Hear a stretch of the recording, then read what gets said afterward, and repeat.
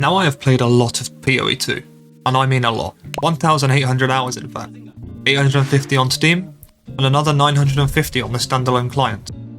600 of these were on 0.5, Return of the Ancients.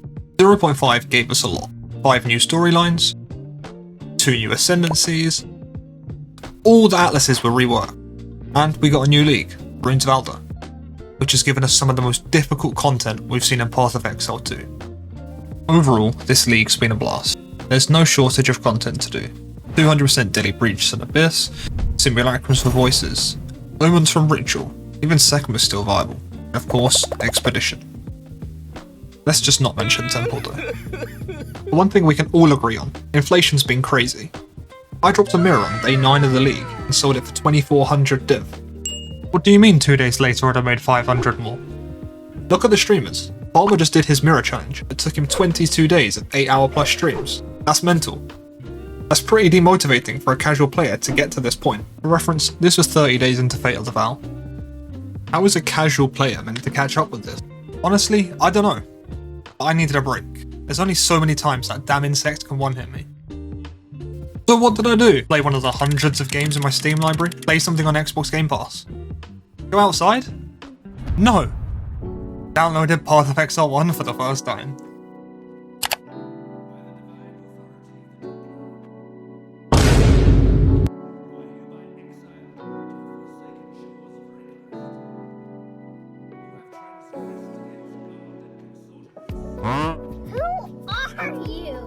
Why that's the Shadow, Marauder, Duelist, and Templar of course, you know, the 4 classes waiting to come to PoE2. Just like its successor, you pick a class, you pick a league, choose a name, and click play. Oh, I'm on the beach. I think I know this one. As all good journeys start, let's kill everything on the beach.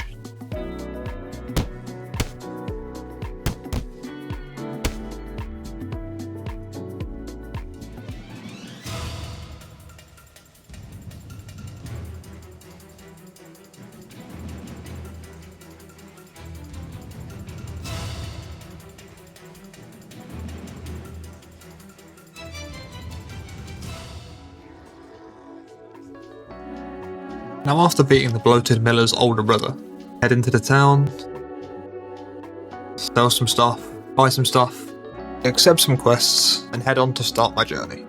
Right away I was trying to get to grip with brand new controls. One of my favourite parts of PoE2 is the WASD movement. Unfortunately this game doesn't support that, and getting used to using only my mouse to move was an interesting experience.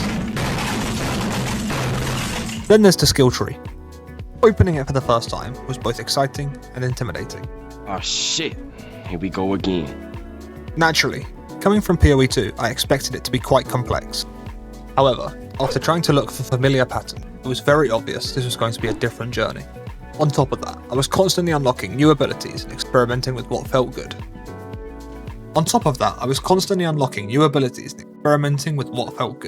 Every gem, every support, every new mechanic had me wondering whether I found something that was really amazing, or just felt terrible. For the first time in a very long while, I wasn't just trying to optimize everything, I wasn't following a strategy or worrying about efficiency. I was just playing, exploring, discovering the game. Something I almost entirely forgot was a major part of the ARPG experience. Act 2, however, didn't quite click for me the same way. Mechanically, it was very similar to the first act. My damage seemed to fall off a cliff almost overnight. Fights that had been quick and satisfying started to drag on. Every rare monster which I'd normally see as a chance for an upgrade, I just avoid. It was taking far too long to kill. Now that might not be the game's fault, there's a very good chance it's just my build. I've intentionally avoided watching any experienced players or watching any guides, so I can experience the game the same way a brand new player would. That means making my own decisions, making mistakes, and learning from them, rather than having someone else tell me what's the most optimal path. Towards the end of Act 2, it did seem to improve a little bit. After looking at the skill gem specifically, I noticed the ability I was using wasn't an attack at all, it was a spell, but all the modifiers that were boosting my attack were doing nothing.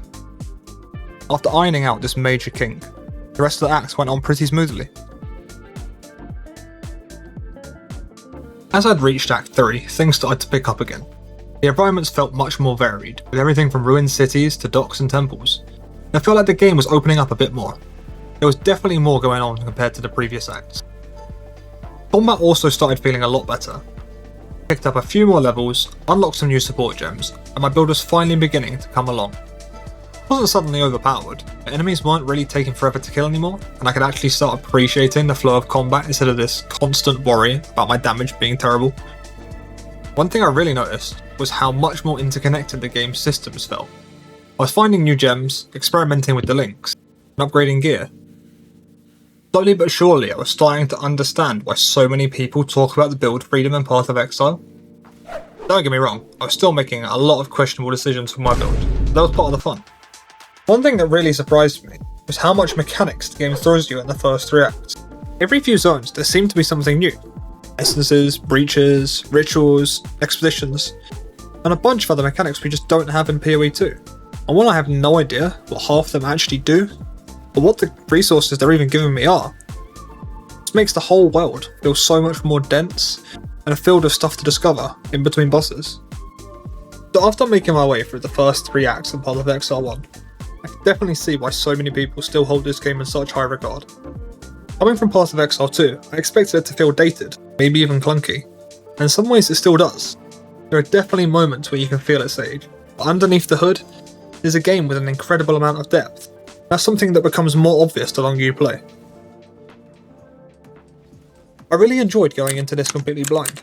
No build guides, no campaign walkthroughs, and no one telling me what the correct way to play was. It meant I made mistakes. My build definitely got hit by some rough patches, and there were times where I questioned whether I was doing something completely wrong. Honestly, I think those moments were what made the experience far more memorable than I expected. The campaign itself had its ups and downs.